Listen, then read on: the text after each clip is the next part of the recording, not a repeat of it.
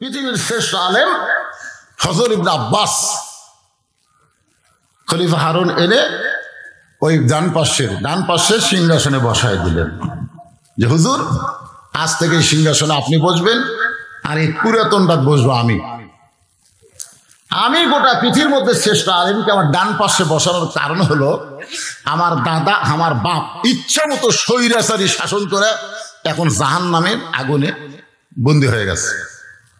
আমি চাই না যে আমার বাবা দাদার মতন আমিও জাহান্নামে হই। এই জন্যে এই মো সাহেব আমার সামনে জেলা বসে আছে উদ্দিন নাজির মন্ত্রী, আমি যা কম এরা তাই করি, আমি যা বলবো এরাও তাই। আমি যদি বলি যে বাগুন খাও খুব ভালো, তখন ওরা বলবে বাগুন খেলে শরীর ভালো হয়, বাগুন খেলে রক্ত পরিষ্কার হয়। আমি যদি বলি বাগুন খারাপ, তখন ওরা বলবে বাগুন খেলে চুলকানি হয়, বাগুন না খাওয়াই ভালো। মানে আমি যা খাবো এই উদ্দিন নাজির মন্ত্রীরা তাই করবে। এরা লোকমা দেওয়ার কোনো মানুষ নাই, আর লোকমা না দেওয়ার কারণে আমার দাদা জাহান্নামে, আমার বাপ জাহান্নামে। কিন্তু আমি হারুন জাহান্নামে যাব না বলে উদ্দিন নাজির মন্ত্রী বাদ দিয়া পৃথিবীর শ্রেষ্ঠ আলেমকে আমার ডান পাশে বসাইছি। যদি ভুল করি 4 রাকাতে 3 রাকাতে বসি, আপনি আল্লাহু আকবার লোকমা দিয়ে খাড়া করে দিবেন। আপনারা বলেন তো খলিফা হারুনের এই কর্মসূচি ভালো না খারাপ? এই জন্য খলিফা হারুনকে বলা হয় ইসলামের ত্রাণকর্তা।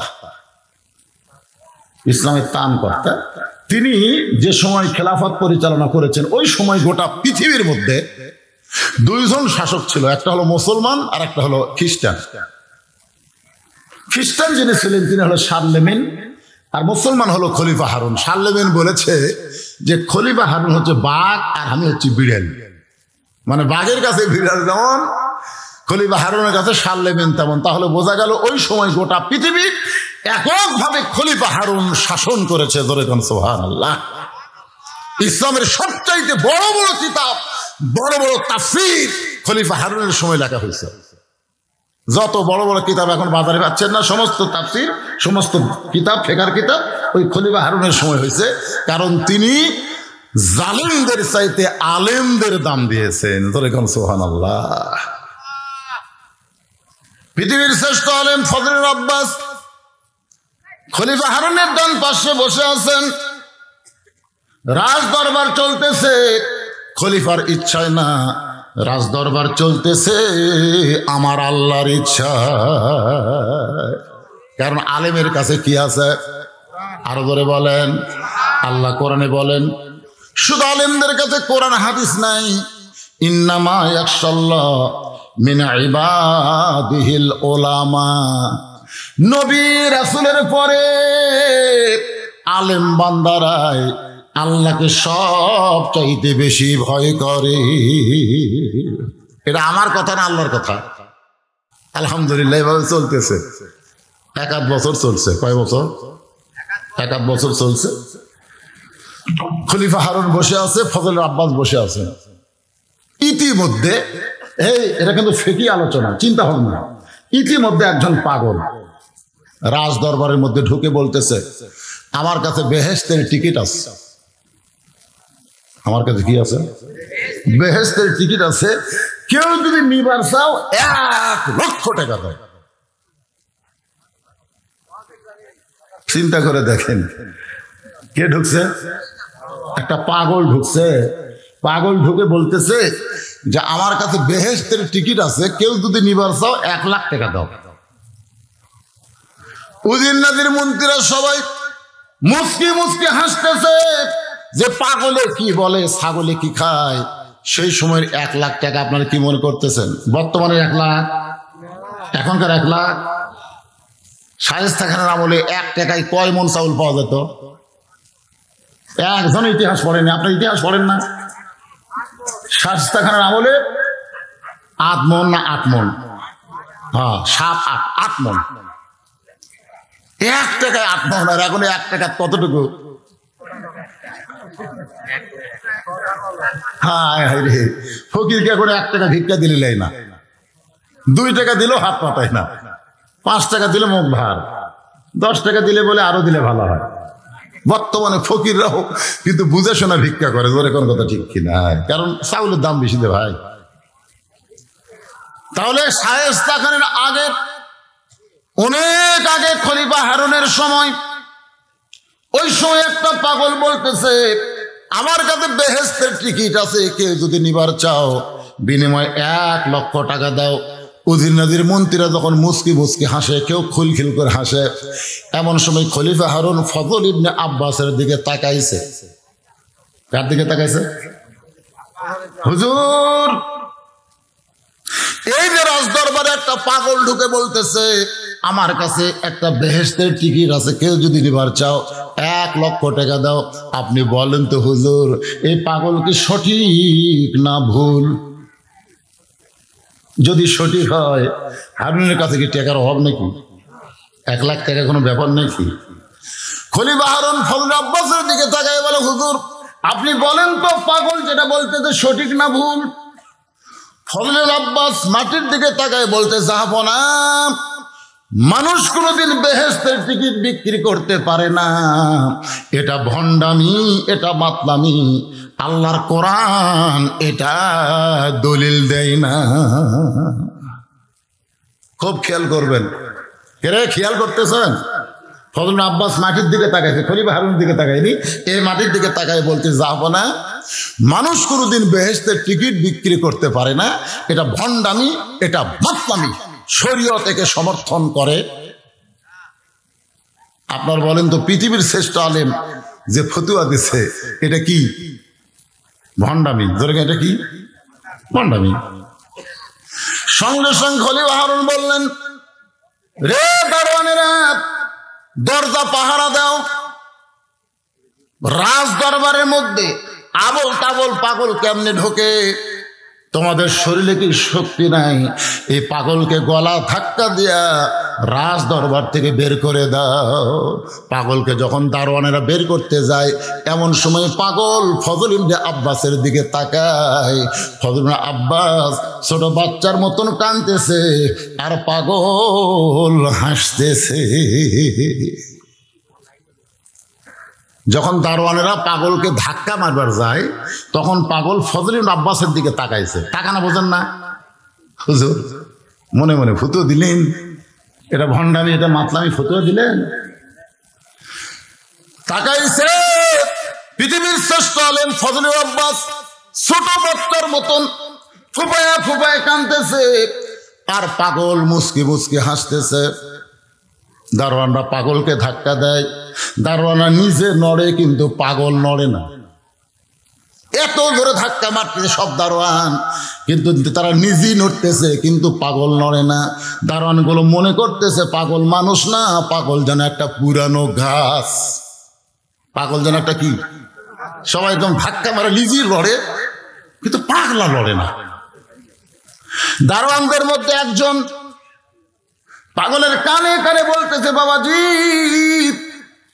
আমরা ধাক্কা মারতেছি, মনে করেন না যে আমরা ধাক্কা মারতেছি, আমরা খলিফার হুকুম পালন করতেছি। আমাদের কলিজা আপনাকে ধাক্কা মারার মানুষ না, কিন্তু এখন চাকরি করি, হুকুম যদি না মানি তাহলে আমাদের চাকরি থাকবে না। আজকে পুলিশ যে কাজ করতেছে, র্যাব যে কাজ করতেছে, এরা কিন্তু ইচ্ছা করে কাজগুলো করতেছে না, এরা হুকুম পালন করতেছে। ধরে কোন কথা ঠিক কিনা? একটাই মাত্র কারণ হলো চাকরি বাঁচান লাগে। কানে কানে বলতেছে, বাবা আপনি যেভাবে পাও গাড়িয়া খাড়া হচ্ছেন, আমরা ঠেলা মারি হামলাই লড়ি, আপনি তো লড়েন না। আপনি যদি এইভাবে খাড়া হয়ে থাকেন তা আমাকে এক দারোয়ানের চাকরি থাকবে না। তা আপনি কি চান যে আমাকে চাকরি যাক? আপনি কি চান? ধরে লেগেছিল আমাকে কয়েকবার, পুলিশেরা মারে না, খালি কান্দে। কান্দেন কেন? বলে হুজুর আমরা জানি তো, আমরা জানি আপনার দোষ নাই, কিন্তু চাকরি চাকরি। পাগলের কানে কানে এক দারোয়ান যখন বলেছে এবার যদি না নড়েন, না বার হন, তাহলে কিন্তু আমাদের চাকরি শেষ। এই কথা বলে যেই মাত্র ধাক্কা মারছে, সঙ্গে সঙ্গে পাগল হুমড়ি পড়ে যায়। পাগলের কপাল কেটে রক্ত ঝরতেছে। পাগল ডান হাতের মধ্যে বেহেশতের টিকিট, ধরে খান সুবহানাল্লাহ। যেই টিকিট লক্ষ টাকা দিয়ে বেচবার চাই, টিকিটটা ডান হাতের মধ্যে, আর বাম হাতে রক্ত মুছতে মুছতে রাজ দরবার থেকে বের হয়ে যায়। রাজ দরবার থেকে পাগল যখন বের হয়ে গেল, এমন সময় রাজ দরবারের দোতলায় একজন মেয়ে মানুষ বসে আছে।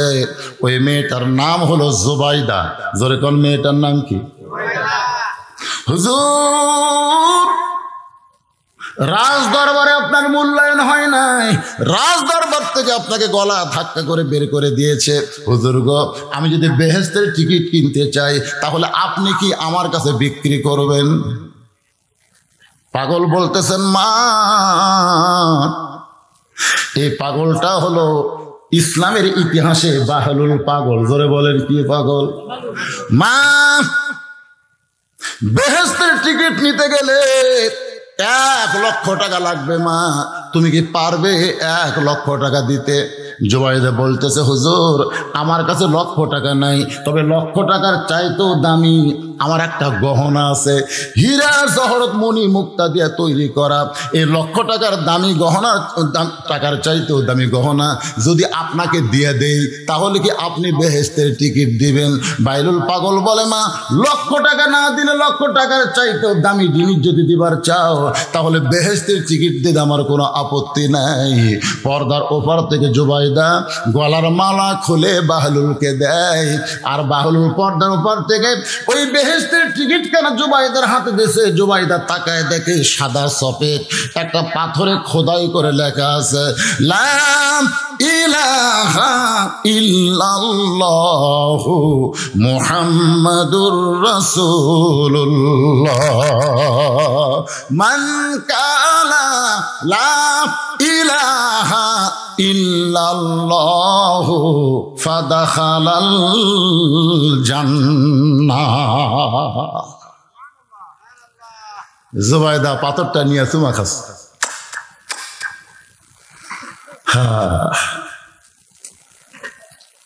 বাহলুল পাগল চলে যাওয়ার পরে জুবাইদা চলে এসে ঘরে। গভীর রাত্রে খলিফা হারুন রাজ দরবারের কাজ কামগুলো শেষ করে যখন বিবির ঘরে ঢুকতেছে, আল্লাহ রাসূল বলেন, তুমি যেখানে থাকো, যে অবস্থায় থাকো, যদি বইয়ের ঘরে যাবার চাও, যাবার আগে দরজায় একটা সালাম দাও। এই সালামের মধ্যে 3টা রহমত, বরকত, মাগফিরাত, সুবহানাল্লাহ কোন 3টা জিনিস, একটা হলো রহমত, একটা হলো বরকত, আর একটা কি? মাগফিরাত। আসসালামু আলাইকুম ইয়া আহলাল বাইত, এই ঘরের মধ্যে যে আছো তার উপর আল্লাহ রহমত বরকত নাজিল করুক, সুবহানাল্লাহ বলেন। খলিফা হারুন গভীর রাতে জুবাইদার ঘরের দরজায় সালাম দেয়, সঙ্গে সঙ্গে জুবাইদা দরজা খুলে দিছে। কারণ স্বামী যদি সালাম দেয় উত্তর দিয়েই দরজা খোলা হবে, দরজা খুলতে কোনো দেরি করা যাবে না। রাসূল বলেন, স্বামী যখন দরজায় খুশি হয়ে বউ যদি দরজা খুলে দেয়, ও স্বামীর জন্য দরজা খুললো না, ও যেন নিজের জান্নাতের দরজা নিজেই খুলে নিল। সুবহানাল্লাহ, জোরে খান। আর আমাদের বউগুলা দরজা খোলে। মায়েরা, বোনেরা যারা পর্দার অন্তরালে, একটু মনোযোগ দিয়ে শুনবেন। খলিফা হারুন জুবাইদা দরজা খোলার সঙ্গে সঙ্গে জুবাইদার চেহারার দিকে তাকায়া মুস্কি মুস্কি হাসতেছে। খলিফা হারুন বলে, ও জুবাইদা, তুমি সুন্দরী। আল্লাহ কোরআনে বলেছেন, হুন্না লিবাসুল লাকুম ওয়া আনতুম লিবাসুল লাহুন্না। আল্লাহু আকবার। আল্লাহ রাসূল ঘরের মধ্যে বসে আছে, এরকম ঘরে বসে আছে রাসূল। ইতিমধ্যে মা আয়েশা, আমাদের মা, কে? মা আয়েশা ঘরের মধ্যে ঢুকছে। তো যে ঘরের মধ্যে ঢুকছে, নবী কিন্তু আর বসে নাই, নবী দাঁড়ায় গেছে। আপনারা কি মনে করবেন, বইয়ের সম্মানে নবী দাঁড়াছে? কি জন্য দাঁড়াছে? নবী দাঁড়ায় আস্তে করে যায় জানলা আর দরজা বন্ধ করে দিচ্ছে। কারণ বউ যখন ঘরের মধ্যে আসে তখন দরজা জানলা খুলে থোয়া চলবে না, এটা নবীর সুন্নাত। নবী দরজা জানলা বন্ধ করে দেয়। মা আয়েশা থরথর করে কাঁপতেছে। আল্লাহ রাসূল বলে, আয়েশা কাঁপতেছো কেন? বলে আপনার জুতার পরশে আল্লাহর আরশ ধন্য হয়ে গেছে। যদি আমার দ্বারা কোনো বেয়াদবি হয়, রাসূল আয়েশা একজন নবীর জুতার পরশে আল্লাহর আরশ ধন্য হয়েছে, একজন নবীর জুতার পরশে। আয়েশা বলে হুজুর আপনি তো সেই নবী। রাসূল বলেন আমি সেই নবী ছিলাম যতক্ষণ দরজা খোলা ছিল, যেই দরজা বন্ধ হয়েছে আয়েশা আমি আর নবী নাই, আমি হলাম স্বামী আর তুমি আমার বিবি। সুবহানাল্লাহ কোন না কেন তোরে কোন সুবহানাল্লাহ। মা আয়েশা দৌড়ে এসে নবীর বুকের মধ্যে মাথা ঢুকায়া মুস্কি মুস্কি হাসিয়ে বলে মাবুদ এতদিন জানতাম আমার নবী হলেন বিশ্ব নবী, কিন্তু আজকে নিজের চোখে দেখতেছি আমার নবী শুধু বিশ্ব নবী নয়, আমার নবী হলেন পৃথিবীর 1 নম্বর স্বামী। খালি নবী না রে, স্বামী হয়ে কয় নম্বর স্বামী? বুকের মধ্যে মাথা ঝোঁকায়া কি খুশি। আল্লাহ রাসূল আয়েশাকে একটু মহব্বত করার জন্য ডান হাত খানা আমার দিকে তাকানি, ডান হাত খানা আয়েশার পিঠের হলি একটা ঠাসি মারছে। নিজের বউকে বুকের মধ্যে নিয়ে ঠাসি মারা সুন্নত। এই ঘুম পাড়তেছে, কি বুঝবি রে, কি বুঝবি রে, কি ওয়াজ হচ্ছে রে? নিজের বউকে বুকের মধ্যে নিয়ে ঠাসি মারা কি কথা কর না কেন? সাথে ঠাসি মারা কি? তাই বলে প্রেমিক প্রেমিকাকে ঠাসি মারা সুন্নত না। আজকে ওটা ভালো পারে কিন্তু এটা পারতেছে না। বুকের মধ্যে নিয়ে যখন ঠাসি মারছে এমন সময় আল্লাহ বলে জিবরাইল আর দেরি করো না, কোরআনের আয়াত না নবীর কাছে যাও। জিবরাইল বলে আল্লাহ কোরআনের আয়াত নিয়ে তো নবীর কাছে বহুবার গেছি, এখনো যাব, কিন্তু এই মুহূর্তে বলার কারণ কি? আল্লাহ বলে জিবরাইল আমার নবী ঘরের মধ্যে যে আমল করতেছে এই আমলে আমি আল্লাহর আরশ খুশি হয়ে গেছে। আল্লাহ বলতেছে আমার নবী ঘরের মধ্যে যে আমল করতেছে, আমল মানে কি? আমল মানে কি? ইবাদত। আমল মানে কাজ। যে কাম করতেছে আমার আল্লাহর আরশ খুশি হয়ে গেছে। জিবরাইল মনে করছে নবী কি সেজদাত আছে না জিকির করতেছে, কি আমল করতেছে? আল্লাহ বলে জিবরাইল যাও কোরআনের আয়াত নিয়ে তাড়াতাড়ি। ফেরেশতা জিবরাইল কোরআন আয়াত নিয়ে নবীর ঘরের দরজার বাইরে দাঁড়ায় সালাম দেয়া বলে রাসূলুল্লাহ ঘরের মধ্যে কি আমল করতেছেন? আল্লাহ খুশি হইয়া কোরআনের আয়াত নাজিল করেছে, হুন্না লিবাসুল লাকুম ওয়া আনতুম লিবাসুল লাহুন্না। স্বামী হলো বিবির পোশাক, বিবি হলো স্বামীর পোশাক। সুবহানাল্লাহ কোন। খলিফা হারুন বলে জুবাইদা তুমি সুন্দরী, নিজের বউয়ের সুন্দরী বলাও সদগার সওয়াব। নিজের বউকে সুন্দরী বলা কি সওয়াব? আল্লাহ রাস্তার দান সদকা করেন না, সে দান সদকা করার সওয়াব রে। নিজের বউ কোন দিন সুন্দরী কথা কি গল্প মারতেছে এদিকে? নিজের বউকে সুন্দরী বলবেন, পরের বউকে অসুন্দরী বলবেন। আপনি যদি বউকে বলেন আমি গোটা বাংলাদেশ খুঁজে দেখছি তোমার মতন সুন্দরী একটা মেয়েও নাই, তোমার দূরে চোখ ধরে মনে হয় নাটোরের বনলতা, চোখের ভুরু কলজা টানা টানা, এইরকম প্রশংসা করেন। সুন্দরী না হলেও আপনি প্রশংসা করলে সদগার সব পাবেন। খলিফা হারুন বলে জুবাইদা তুমি সুন্দরী, এত সুন্দরী তোমাকে লাগে, কিন্তু গলার মধ্যে যখন মালা থাকে তখন আরো সুন্দরী লাগে। আপনার বলেন তো জুবাইদার গলাত মালা আছে? খলিফা হারুন বলতেছে জুবাইদা তুমি সুন্দরী, গলায় যখন মালা থাকে তখন তোমাকে আরো সুন্দরী লাগে, কারণ বইয়ের গলায় মালা দেখলে স্বামী খুশি না বেজার? খুশি। কতগুলো ডাকাত আছে খাবার বসে বলতেছে হতে হতেই হলো না, হতে হতেই হলো না। বউ কি হলো না? বলে জমির ধারে একটা জমি বার আছে রে, ৮০,০০০ টাকা লাগবে রে। আমার ৬০,০০০ টাকা আছে, খালি ২০,০০০ টাকার জন্য জমিটা হাত ছাড়া হয়ে গেল। হতে হতেই হলো না, হতে হতে হলো না। বউ বলতেছে সবুর করো, ইন্নাল্লাহ মা সাবিরিন। এ বছর হয় না, আগামী বছর হবি। স্বামী বলতে তোর বাপের জমি, আমার জন্য ১ বছর থবি। বউ বলে এত কেন, রাগ করো কেন? বলে তুই একটু দয়া করলি জমিটা আমার হয়, একটু দয়া। বউকে কি দয়া করা লাগবে? বলে দয়া হলো ওই যে মালা গলার দেয়া আমার ভাত খাওয়াচ্ছিস, এটা তোর বাপ দিছে। তোর বাপ দেয়নি? কয় হ্যাঁ বাপ দিছে। এটা একটা মালার সাইজ, সোনা আছে কিন্তু মালার ঢপ নেই। বুড়িয়া মালা। এখন ডিজিটাল যে মালা নামছে রে, খালি মালাটা আমাকে দে। মুসলমানের যদি বাচ্চা হয় তাকে ভাত খাতে খাতে বলতেছি আগামী বছর এই সময় তো 2 ভরি সোনার মালা দেবো, 1 ভরি নিব 2 ভরি দেব। এমন চাকরি মারছে বুঝলেন, বউ গলার মালা খুলে দিছে, ওই বেচা জমি দিছে। 1 বছর পরে বউ বলতেছে, কে গো গত বছর কিন্তু মালা লিছিলে, 2 ভরি সোনার মালা দেওয়ার কথা বলে, 2 ভরি লাগবে না, আমাকে 1 ভরি কিনে দাও। স্বামী বলতেছে, তুই বলতো তুই গলাত মালা পরে কাক দেখাবি? তুই যে গলাত মালা পরে দেখাবো কাক? আল্লাহ রাসূল কইছে, বউ যদি সাজতে হয় স্বামীর জন্য সাজা লাগে, তোর যদি মালা ছাড়া আমার ভালো লাগে তো মালা কিনার দরকার কিরে? বউ মনে মনে কই মানুষ না ডাকাত রে, মানুষ না ডাকাত। এরকম বইয়ের মালা বালা বেচা খাওয়ার স্বামী আছে না নাই? জোরে কেন আছে না নাই? খলিফা হারুন বলে, জুবাইদা তুমি সুন্দরী, তোমার গলায় যখন মালা থাকে তখন তোমাকে আরো সুন্দরী লাগে। জুবাইদা বলে, স্বামী গো ওই মালা আর কোনোদিন আমি পরে তোমাকে দেখাবার পারবো না, এই মালা আর কোনোদিন গলায় পড়তে পারবো না, এই মালা আর কোনোদিন আমার গলায় চলবে না। খলিফা হারুন বলে, জুবাইদা মালাকে তুমি হারিয়েছো নাকি? কয়েক লক্ষ টাকা দামের মালা তুমি কি করেছো? জুবাইদা বলে, স্বামী গো যেই পাগলকে রাজ দরবার থেকে গলা ধাক্কা দিয়ে বের করে দিয়েছেন, ওই পাগলের কাছ থেকে ওই মালার বিনিময়ে আমি টিকিট কিনেছি।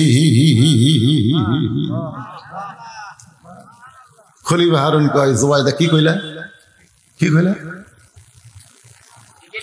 এই মালা দিয়ে তুমি টিকিট কিনছো? পৃথিবীর শ্রেষ্ঠ আলেম ফজল ইবনে আব্বাস বলেছে, মানুষ কোনোদিন বেহেশতের টিকিট বিক্রি করতে পারে না, এটা ভণ্ডামি, এটা বাপ্পামি, শরীয়ত থেকে সমর্থন করে না। গলার ধাক্কা দিয়ে মাতাল বাইর করে দেওয়া হয়েছে, আর সে মাতালের কাছ থেকে তুই টিকিট কিনছো? পৃথিবীর শ্রেষ্ঠ আলেম ফতুয়া দিছে। জুবাইদা বলতেছে, সব ব্যাপারে ফতুয়া মানা জায়েজ না, সব ব্যাপারে ফতুয়া মানা জায়েজ না। জায়েজ যদি একজন বলে, কে রে তুই তো খুব সুন্দর রে, তোর বাপ এত কালো কেরে? আমার মনে হয় ওটা তোর আসল বাপ লয়, আর ভিতর সন্দেহ ঢুকে দিচ্ছে, আমি সুন্দর আমার বাপ কালো, এটা কি আমার আসল লয়? একজন বলতেছে, জানবার যদি চাস তোর মায়ের কাছে যা। মায়ের কাছে বলতেছে, কেমন ওটা আমার আসল বাপ? মা কয়, কে রে এই ফতুয়াকে তুই শুনবার চাস? মা বলতেছে, আসল বাপ, আসল বাপ, তাহলে ফতুয়া দাও, দলিল দাও।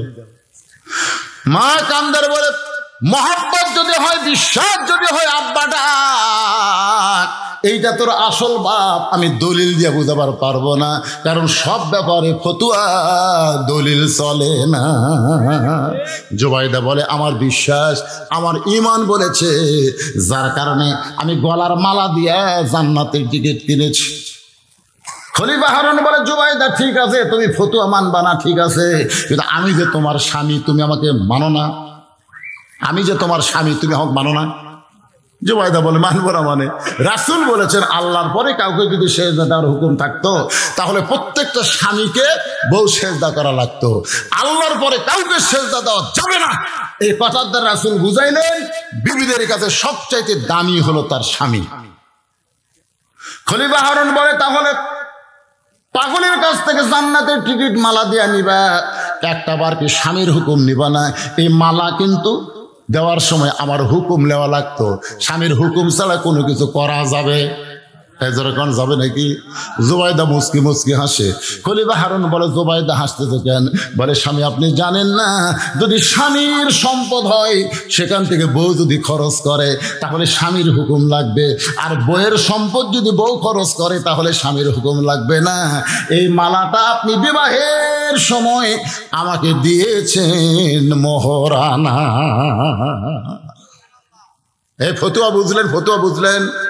স্বামীর সম্পদ থেকে বউ যদি কিছু দিবার চাই, নিবার চাই, তাহলে স্বামীর কি লাগবে? অনুমতি লাগবে, হুকুম লাগবে। আর নিজের সম্পদ, বউয়ের নিজের সম্পদ, এইটা যদি কাউকে দিবার চাই তাহলে স্বামীর হুকুম লাগবে। জোরে বলেন, লাগবে। আর বউকে যেটা মোহরানা স্বরূপ দেওয়া হয়, এই সম্পদের মালিককে। সবাই বললেন না, কারণ আপনার মনে হয় মোহরানা দেননি।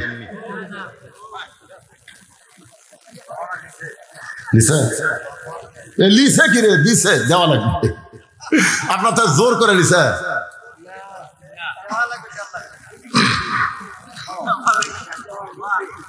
বাবা যুবকেরা যারা বিয়ে করছো মরনা দিছ মরনা দেওয়া সুন্নত না নফল আর ডিমান্ড নেওয়া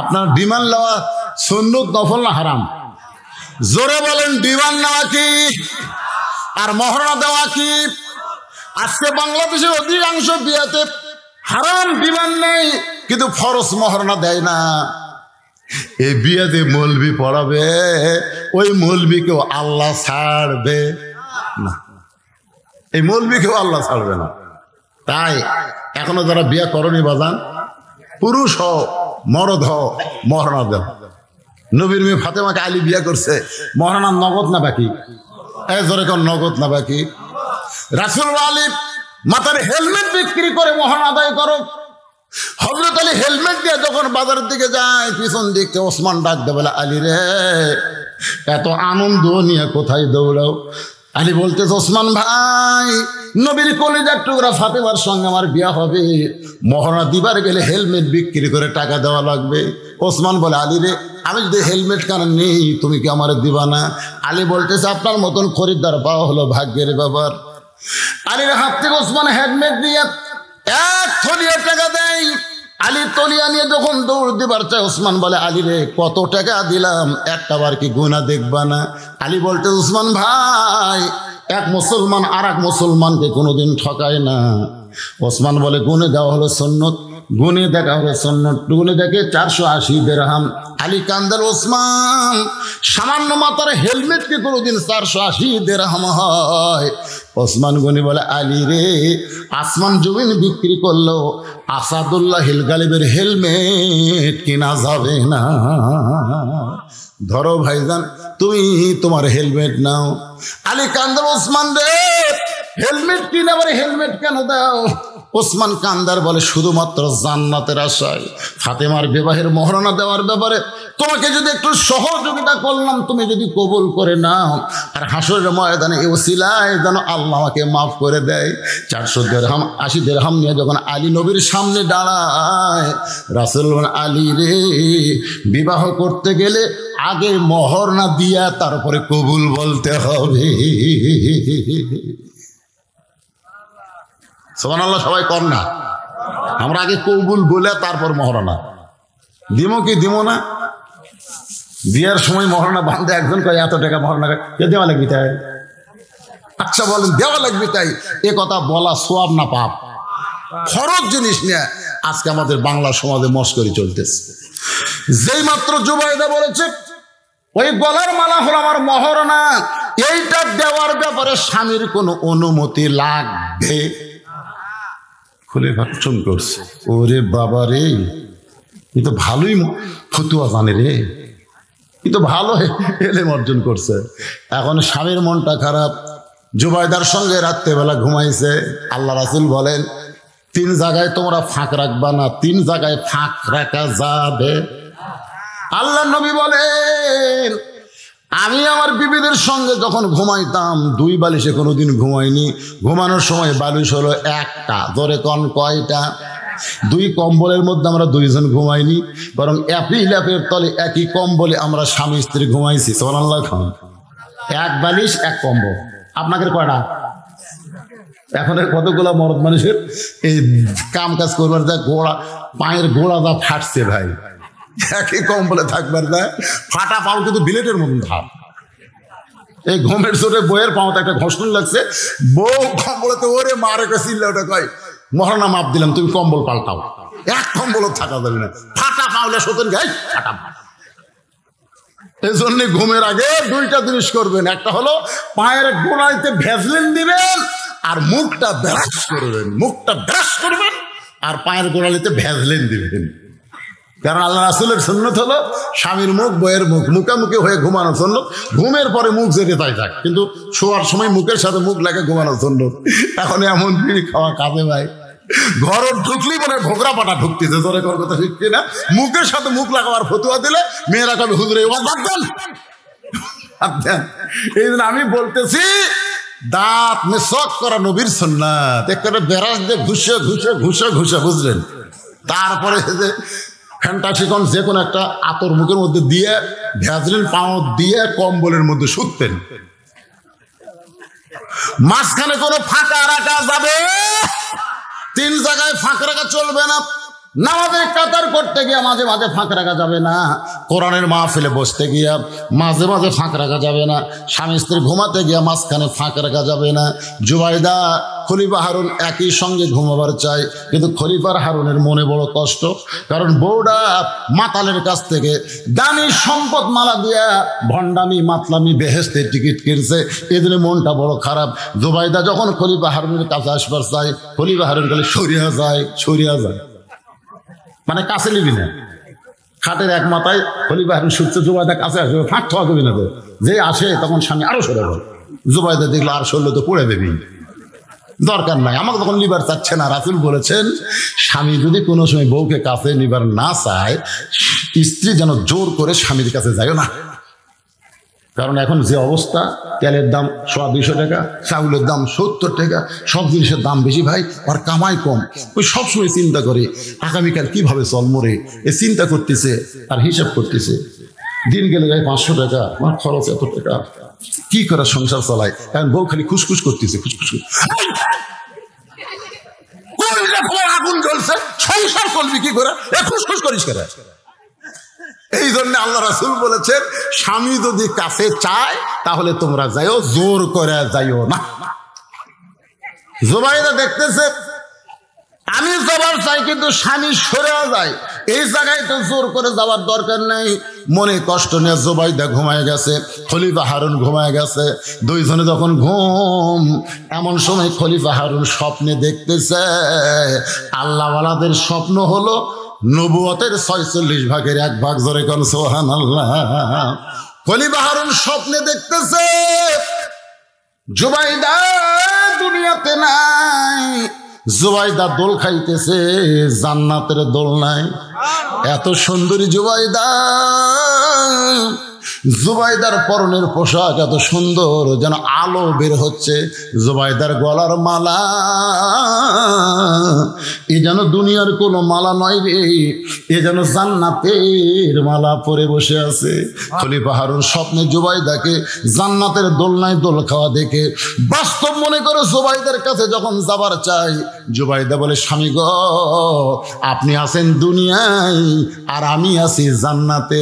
ওই পাগলের কাছ থেকে জান্নাতের টিকিট কেনার কারণে আল্লাহ পাক আমাকে জান্নাত দিয়েছে, আপনি আসবার চাইলেও তো আমার কাছে আসতে পারবেন না। খলিফা হারুন বলে, তুমি আমার বিবি, আমার দাবি তোমার কাছে যাবার চাই। এই স্বপ্নকে বাস্তব মনে করে জুবাইদার কাছে যখন যাবার চাই, কে যেন একটা ধাক্কা মারছে। ওই ধাক্কায় খলিফা হারুন খাট থেকে মাজাত পড়ে গেছে, স্বপ্নের মধ্যে মেরে দিছে। এই খাট থেকে মাজাত পড়ছে, চেতন পায়ে দেখতেছে জুবাইদা ঘুম পাড়তেছে। কে রে, এই তো আমার কাছেই ঘুম পাড়ে রে, আমি কি দেখলো রে। স্বপ্ন দেখছে। এই স্বপ্ন দেখার পরে খলিফা হারুনের মন কয়, ওই ফজল ইবনে আব্বাসের ফতুয়া শুনবার যায় আমার বেহেশতের টিকিট কিনা হয় নাই, কিন্তু জুবাইদা ফতুয়া না শুনে বিশ্বাস করে কিনেছে। আমি স্বপ্নে দেখলাম ও জান্নাতের বাগানে দোল খায়, আর ফতুয়া শুনবো না, আগামীকাল আমিও একটা জান্নাতের টিকিট কিনবো। পরদিন সকালবেলায় কাউকে না বলে খলিফা হারুন ঘোড়া নিয়ে ওই পাগলকে খুঁজতেছে। কোথায় বাহলুল পাগল? লক্ষ টাকা নয়, কোটি টাকার বিনিময়ে আমি একটা জান্নাতের টিকিট কিনবার চাই। বাজান প্রতিদিন ঘরে, কিন্তু পাগলকে আর খুঁজে পায় না। 1 দিন 2 দিন 3 দিন, রাজদরবারের সিংহাসন 3টা দিন হলে খালি পড়ে আছে, কারণ খলিফা হারুন সিংহাসনের মায়া নাই, জান্নাতের মায়ায় পাগল হয়ে গেছে। 3 দিন পর্যন্ত খুঁজে খুঁজে যখন পাগলকে পায় না, তখন মনটা ভার করে রাজ দরবারের মধ্যে ঢুকেছে। রাজ দরবারের সিংহাসনে বসে খলিফা হারুনের মন বড় খারাপ। ফজল ইবনে আব্বাস খলিফা হারুনের মুখের দিকে তাকায়া মুস্কি মুস্কি হাসতেছে। ধরে কর সুবহানাল্লাহ। ফজল ইবনে আব্বাস কিন্তু একসময় কাঁদছে, কাঁদেনি? আচ্ছা, আপনার বন্ধু কখন কাঁদছে? বাহলুল পাগল যখন হাসিছে তখন হযরত আব্বাস কান্দিছে। কথাটা খেয়াল করবেন। এবার খলিফা হারুন যখন মন ভার করে সিংহাসনে বসেছে, এমন সময় হযরত আব্বাস মুস্কি মুস্কি হাসতেছে। ঠিক এমন সময় বাহলুল পাগল, যাকে 3 দিন হলে খলিফা হারুন খুঁজেছে পায়নি, আজকে সেই পাগল আবার রাজ দরবারের মধ্যে ঢুকেছে। আমার কাছে বিবি জুবাইদার গলার মালা আছে, আমি 1 লক্ষ টাকা দিয়ে বিক্রি করবো, মালা কে নিবা? আমার কাছে বিবি জুবাইদার গলার মালা, এই বলে আঙ্গুলের মধ্যে মালা খানে নিয়ে ভাবে ঘুরাইতেছে আর বলতেছে, বিবি জুবাইদার গলার মালা কে নিবা? 1 লক্ষ টাকা দিয়ে। উজির নাজির মন্ত্রী সবাই জিকির করতেছে, আমি নেব, আমি নেব, আমি নেব, আমি নেব। যারা সবাই জানে 1 লাখ দিয়ে কিনলে 5 লাখ বিক্রি হবে, তাহলে কয় লাখ লাভ হলো? 4 লাখ। 1 লক্ষ টাকা যদি মালা কিনি তাহলে 5 লক্ষ বিক্রি করা যাবে। সমস্ত উজির নাজির মন্ত্রীরা সবাই হাত বাড়ায় বলতেছে, ওই মালা 1 লক্ষ টাকা দিয়ে আমি নিব। সবাই নিবার চাই, মালা কয়টা? আর সবাই খরিদ্দার হয়েছে। এমন সময় খলিফা হারুন অহংকার দিয়ে বলে, রে উজির নাজির মন্ত্রীরা, জুবাইদা আছে না মরে গেছে? বাসা আছে না মরছে? আমি যেটি সিংহাসনে বসে আছি আর আমার বইয়ের গলার মালা বিক্রি করবি, তোরা নিব? মন্ত্রী কয় যাবো না, লাভ এত বেশি। মানে লাভের দিকে খেয়াল করে আমরা আসল খরিদ্দার খেয়াল করিনি।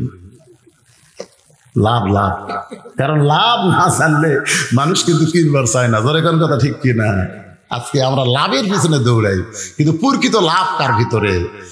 আল্লাযী খলাকাল মাউতা ওয়াল হায়াতা লিয়াবলুয়াকুম আইয়ুকুম আহসানু আমালান ওয়া হুয়াল আজিজুল গফুর। যিনি তোমাদের মৃত্যু এবং হায়াতকে সৃষ্টি করেছেন পরীক্ষা করার জন্য। পরীক্ষার বিষয় হলো সুন্দর আমল। আজকে আমাদের বাংলাদেশ সুন্দর আমল কোনটা আর খারাপ আমল কোনটা, কোনটায় লাভ বেশি, কোনটায় লস বেশি, একটু মনোযোগ দিয়ে কথাগুলো খেয়াল করবেন। খলিফা হারুন বলতেছে, রে উজির নাজির মন্ত্রীরা, আমি জীবিত থাকা অবস্থায় আমার জুবাইদার মালা পৃথিবীর কেউ কিনতে পারবে না। সব উজির নাজির বলে, যাবো না, আমাদের ভুল হয়ে গেছে, যাবো না। সমস্ত উজির নাজির যখন বসে গেছে, এমন সময় খলিফা হারুন সিংহাসন থেকে নেমে গেছে। এবার ফজল ইবনে আব্বাসের দিকে তাকায়নি, এবার ফজল ইবনে আব্বাসের কাছে ফতুয়া চাচ্ছে না, এবার নিজেই নেমে গেছে। নেমে যা বলতেছে, বাবা বাবা যা দিবেন যা দিবেন, জুবাইদা তো গলার মালা দিছে, আপনি যদি কোন ওই সিংহাসনে বসবো, আমি সিংহাসনে আপনাকে দিয়ে দেব। সিংহাসনের বিনিময়ে হলো আমাকে একটা বেহেশতের টিকিট দেন, আমাকে একটা বেহেশতের টিকিট দেন। সঙ্গে সঙ্গে বাহলুল কান্দের বলে, জাহাপনা, মানুষ কোনোদিন বেহেশতের টিকিট বিক্রি করতে পারে না, এটা ভণ্ডামি, এটা মাতলামি, শরীয়ত থেকে সমর্থন করে না। সুবহানাল্লাহ খান। আপনারা বলেন তো, ফজল ইবনে আব্বাসের সাথে এই পাগলের কথার মিল আছে না নাই? পাগল বলতেছে, জাহাপনা, আপনি কি পাগল হয়েছেন নাকি? মানুষ কোনোদিন বেহেশতের টিকিট বিক্রি করতে পারে না, এটা ভণ্ডামি, এটা মাতলামি, শরীয়ত থেকে সমর্থন করে না। বাহলুল কাঁদতেছে আর ফজল ইবনে আব্বাস মুস্কি মুস্কি হাসতেছে। বাহলুল কান্দা কান্দা বলে, মানুষ কোনোদিন জান্নাতের টিকিট বিক্রি করবার পারে? এটা ভণ্ডামি, এটা মাতলামি, শরীয়ত থেকে সমর্থন করে না। শুধুমাত্র 1 লক্ষ টাকা দেন, বিবি জুবাইদার মালাখানা নিয়ে যান। এবার খলিফা হারুন রাজকোষ থেকে 1 লক্ষ টাকা দিয়ে বিবি জুবাইদার মালাখানা যেই মাত্র নিয়েছে, এবার বাহলুল পাগল 1 লক্ষ টাকার থলিয়া নিয়ে যখন রাজ দরবার থেকে বের হবার চাই, এমন সময় 40 জন মানুষ একটা মানুষের গলায় রশি লাগায়া রাজ দরবারের মধ্যে ঢুকতেছে। আমার কথা কি খেয়াল করছেন? জোরে কোন কয়জন? এই শোনেন, একটু মনোযোগ দিয়ে শোনেন, 40 জন মানুষ একটা মানুষের গলায় দড়ি লাগায়া রাজ দরবারের মধ্যে ঢুকেছে। উজির নাজির মন্ত্রী খলিফা হারুন সহ আলেম। ফজলে আব্বাস তাকায় দেয়, কে রে? গরু ঘোড়া, গরু গাধার ছাগলের গলাত রশি লাগে, এই মানুষের গলাত রশি লাগাছে কেন? এই দেশে কি মানবতা নাই?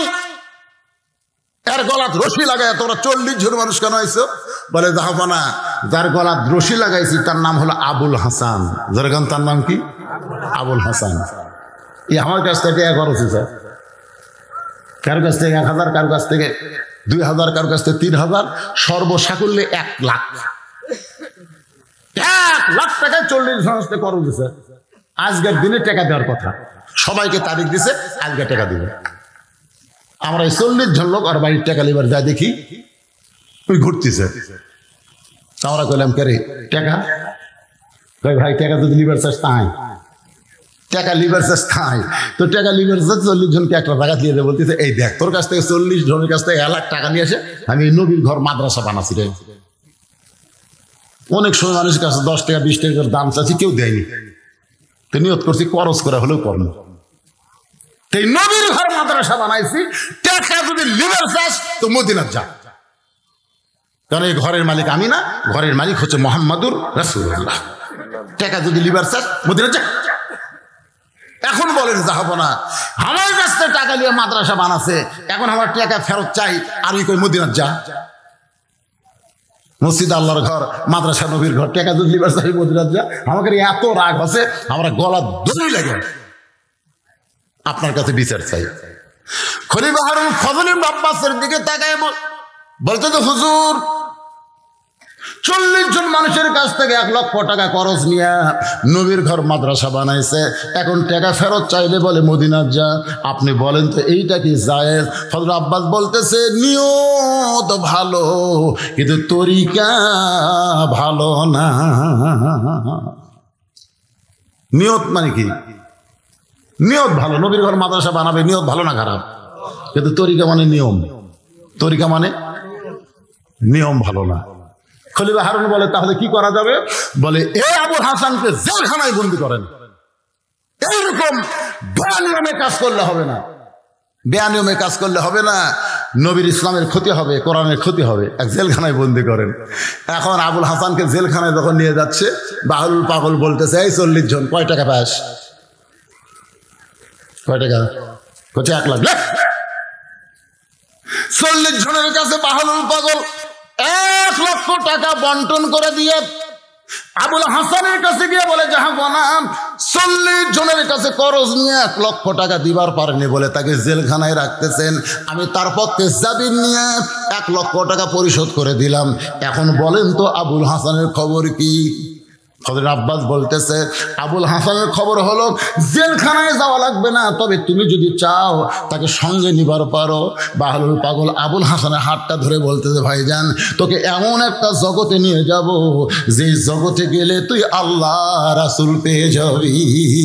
বললে আবুল হাসান বল, এই পাগলের সঙ্গে তুই কি সেই জগতে যাবি? তোকে এমন একটা জগতে নিয়ে যাব যে জগতে গেলে আল্লাহ রাসূল পাবি। আজকে আমার সামনে যারা কষ্ট করে বসে আছেন, আমি আল্লাহর কোরআন দিয়ে নবীর হাদিস দিয়া আপনাদেরকে এমন একটা জগতে নিয়ে যাব, এই বাংলাদেশের ফেস্টা জগৎ না, এমন একটা জগতে নিয়ে যাব যেই জগতে গেলে আল্লাহ রাসূল পাওয়া যাবে। আপনারা কারা কারা যাবেন আল্লাহকে একটু হাত দেখেন তো দেখি।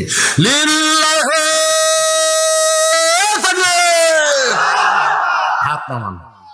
মাশাআল্লাহ, খুব বেশি কিন্তু বাজেনি। না না,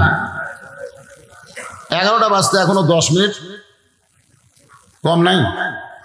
11টা বাজতে এখনো 10 মিনিট কম। আমি যখন উঠছি কাঁটায় 9:30, 9:30 মাইক ধরছি, এখন 11 বাজতে 10 মিনিট বাকি। ওই জগতে যাইতে গেলে একটু ফ্রেশ হওয়া লাগবে, ফ্রেশ। যেরকম মসজিদের মধ্যে ঢুকবার গেলে শরীর পাক, কাপড় পাক, নামাজের জায়গা পাকের পাকটাকে দরকার আছে না? ওটা কে উঠলো রে? কে উঠলো রে? না, এখন হাত তোলেননি আপনারা? হাত তোলেননি? হাত তুলেছেন কেন বলেন? ওই জগতে আপনারা যাবেন, যে জগতে গেলে আল্লাহ রাসূল পাওয়া যাবে। আমরা আল্লাহ রাসূল চাইতে চাই না, যখন চাইতে চাই না, সেই জগতে আপনাদের তো নিয়ে যাবো। সেই যাওয়ার আগে আপনারা যদি ওঠেন, একজনের সাহিত্য বলছে কি আদায় করবি নাকি? তরিকা নিয়ত ভালো, কিন্তু তরিকা খারাপ। আজকে আমরা সকলেই চাই আল্লাহর কোরআনের মাদ্রাসা চালু থাক, জোরে কোন কথা ঠিক কিনা? কিন্তু প্রাইমারির জন্য সরকার হাজার হাজার টাকা কোটি টাকা বাজেট করে, আর এই মাদ্রাসার জন্য সরকারের ব্যাংকে 1 টাকাও নেই। অথচ এই সরকারের নেতারা যখন মরবি, কোরআন খতম কে দিবি রে? আপনারা কোন প্রাইমারি ছাত্র যাবি না মাদ্রাসা যাবি? যে প্রাইমারির জন্য কোটি কোটি টাকা খরচ করছে, সেই প্রাইমারির 1 টাকা ডাকবে না, প্রাইমারি সারা করুক ডাকবে না। ওই নেতার বেটা এসে মাদ্রাসার বারান্দাত বলবি, হুজুর কি সুর! আমরা কিন্তু মাঝে মধ্যে হুজুর শুনি, সেই সুর রে। হুজুর আমার আব্বা মরে গেছে, হুজুর আপনার গ্রুপকে পাঠান, হুজুর আপনার গ্রুপ আমার বাবার জন্য 1 খতম কোরআন পড়ে বাবাকে একটু জান্নাতে থুই আসুক হুজুর। তখন মাদ্রাসা 30 পারা কোরআন 30 পারা করে নিয়েছে, 30 জনের বলতেছে 1 পারা করে পড়বো। তারা 30 জন তো বুঝতেছেন মাদ্রাসার খাওয়া তো খালি ডাল ঘাটি আর পাতলা পাতলা খাওয়া। নিয়ত করছে আজকে হবি ভাই, খুশি হয়ে খালি ধিং ধিং করে লাফায়। আবার মাদ্রাসার ছাত্ররা মাঝে যাই তো খালি টিং টিং করে লাফায়। এখন ওরা যে 30 জন গেছে, যে কোরআন শরীফ নিয়ে ঢুকতেছে আর পড়তেছে, আলিফ লাম মিম এরকম পড়তেছে, জালিকাল কিতাবুল লা রাইব হুদাল লিল মুত্তাকিন, খালি ঢুকতেছে আর পড়তেছে, একটা করে শব্দ পড়তেছে, আর ওর আমলনামাত 10টা করে নেকি লিখতেছে। তাহলে যখন পড়া শেষ হলো, তখন কি নেকি লেখা আছে না বন্ধ আছে? আপনার কি বলেন, পড়া শেষ নেকি লেখা কি হচ্ছে না বন্ধ হয়ে গেছে? নেকি লেখা বন্ধ হয়ে গেছে। তখন হুজুরটা বলতেছে 1 খতম আছে, জি হুজুর। তখন হুজুর বলতেছে আল্লাহ আল্লাহ নেতা মরে গেছে, আল্লাহ মাসুম বাচ্চারা সে 1 খতম কোরআন পড়লো, আল্লাহ এর যা সব হয় নেতা দিয়ে দাও আল্লাহ। তখন ফেরেশতাকে আল্লাহ এরা পড়তে পড়তে আর কি নিকে লেখা শেষ, এখন যে হুজুর আবার চালান দিবার চাই, একই নাকি কয়বার? আল্লাহ কয় জীবনেও পাবি না, কারণ কোরআন যে পড়বি সে সব পাবি, কারো জন্য কোরআনের সব চালান দেওয়ার নিয়ম ইসলামে নেই। আপনারা কি মনে করতেছে সব চালান দেওয়ার নিয়ম আছে? আজকে এই কথাটা আমরা নেতা করে বুঝার পারিনি, যার কারণে তাদের সন্তান কোরআনের মাদ্রাসায় পড়ে না, প্রাইমারি কেজি কিন্ডারগার্টেনে পড়ে, জোরে কোন কথা ঠিক কিনা? আর এই জন্য ওই স্কুলগুলো সরকার চালায়, আর এই মাদ্রাসায় পড়ে গরিবের সন্তানেরা। নাম দেয় বিজ্ঞাপনে, তাও নেতারা ঘৃণা করে আসে না। হুজুরা মনে করছিল নেতার নাম দিলে নেতা হয়তো এসে কিছু দিবি। আমাদের সাথে এমপি কয় 4 টন টিয়ার দিলাম, চামচা করে শুধু দোয়া করেন, অত সোজা লয়। 4 টন দিলে তাও দোয়া করবেন না? আরে দিল তো পাশি না, পান না তো আগে পাই তারপরে দোয়া। এরকম বহু দিয়ে গেছে, আজও পর্যন্ত পাওয়া যায়নি। এই মাদ্রাসাগুলো চলতেছে আপনাদের মতন আবুল হাসানের মতন নিয়ত ভালো, যাদের টাকা পয়সা মাদ্রাসার জন্য খরচ করা হলো, সে আবুল হাসানের সঙ্গে আবুল হাসানকে বাহলুল পাগল নিয়ে যাবে এমন একটা জগতে, যে জগতে গেলে আল্লাহ রাসূল পাওয়া যাবে। আমি সেই জগতে আপনাদের নিয়ে যাব, যে জগতে যাওয়ার সময় বিশ্বাস করতে হবে 1 লক্ষ টাকার বিনিময়ে বেহেশতের টিকিট বিক্রি হয়। হয়তো বলবেন হুজুর টাকা দিয়ে কোনোদিন বেহেশতের টিকিট কি পাওয়া যায়? আল্লাহ কোরআনে বলেন, ওয়ামা তুনফিকু মিন শাইইন ফি সাবিলিল্লাহি ওয়াফা ইলাইকুম ওয়া আনতুম লা তুজলামুন। রে বান্দা বান্দিরা শোনো, আমি নবী, আমার নবীর মাদ্রাসায় কোরআনের জায়গায় তোমরা যদি 10টা টাকা দাও, তোমরা মনে করো না আমি আল্লাহ নিয়ে তোমার জুলুম করলাম। তুমি 10 দিবা 1 হাতে, আমার কুদরতে হাত দিয়ে তোমাকে 100 ফেরত দেওয়া হবে। ফাতেমা এসে কান্দার বলে, স্বামী গো, ও গো স্বামী, হাসান হুসাইন না খেয়ে কানতে কানতে ঘুমায় গেছে। ঘুম থেকে চেতন পায়ে বলবে খাবার দাও মা, খাবার দাও। আমি ফাতেমা কোথায় খাবার পাবো? আমি জানি আপনার কাছেও তো কোনো টাকা পয়সা নাই। আলী বলতে যে ফাতেমা তাহলে কি করা যায়? ফাতেমা এবার ওন্নাটা বের করে বলে স্বামী এই ওন্নাটা বিক্রি করে যেই টাকা হবে এই টাকা দিয়ে হাসান হোসেনের জন্য খাবার নিয়ে আসেন। হযরত আলী ফাতেমার ওন্নাটা পকেটের মধ্যে নিয়ে বাজারের মধ্যে ঘুরতেছে। ওন্না বিক্রি করার টাকা দিয়ে খাবার কিনবে, কিন্তু ওন্না বের করার সাহস পাচ্ছে না, কারণ বের করলে যদি কেউ জিজ্ঞাসা করে আলী ভাই ওন্নাটা কার, যদি বলে আমার বউ ফাতেমার, তাহলে জনগণ বলবে বইয়ের জিনিস যে বেচা খায় সেই স্বামী দুর্বল। আলী কি করবে? বের করবারও পারে না। এমন সময় খরিদ্দার বলতেছে আলী রে আমার মনে হয় আপনি কিছু বিক্রি করবেন। আলী চমকে গেল, পকেটে ওন্না, আর খরিদ্দার বলতেছে কিছু বিক্রি করবেন। আলী পকেট থেকে ওন্নাটা বের করে যখন দিবার চায় তাকায় দেখে খরিদ্দার ব্যাগ মেলে আছে, কিন্তু ওন্নার দিকে তাকায় না। যেই ব্যাগের মধ্যে ওন্না ফেলে দিল, এবার খরিদ্দার ব্যাগের মাথা ধরে আলীর হাতে 6টা দিরহাম দিয়ে বলল আলী ভাই ওন্নার দাম 6 দিরহাম দিলাম।